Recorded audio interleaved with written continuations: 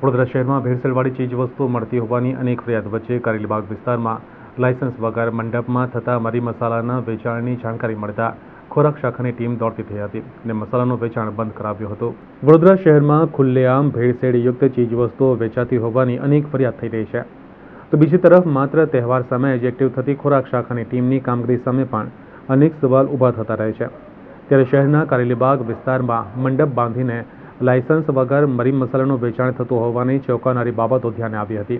કારેલીબાગમાં મુક્તાનંદ ચાર રસ્તા નજીક સ્કાયટોપ ફૂડ પ્રોડક્ટ નામના મંડપના વેપારી મહાનગરપાલિકાના આરોગ્ય વિભાગના ફૂડ સેફ્ટી સર્ટિફિકેટ વગર મસાલાની ચીજવસ્તુનું વેચાણ કરતા હતા. આથી ફૂડ ઇન્સ્પેક્ટરની ટીમે તપાસ કરી મરી મસાલાનું વેચાણ બંધ કરાવ્યું હતું. હાલમાં અહીંયા લાયસન્સ બાબતે જ ઇન્સ્પેક્શન કરવા આવેલા છીએ. આ સદર જે વેપારી છે તેઓ દ્વારા માર્ચ મહિનામાં અરજી કરવામાં આવેલ છે, પરંતુ દસ્તાવેજી પુરાવો પૂરતા ન હોવાના કારણે તેમની અરજી પરત મોકલવામાં આવેલ, જે ચેક વેપારીએ જ કરવાનું હોય છે, પરંતુ તેઓ દ્વારા ન કરવામાં આવેલું હોય એઓની અરજી હાલમાં રિજેક્ટ કરવામાં આવેલી હોવાથી અત્યારે એમનો બિઝનેસ બંધ કરાવીએ છીએ.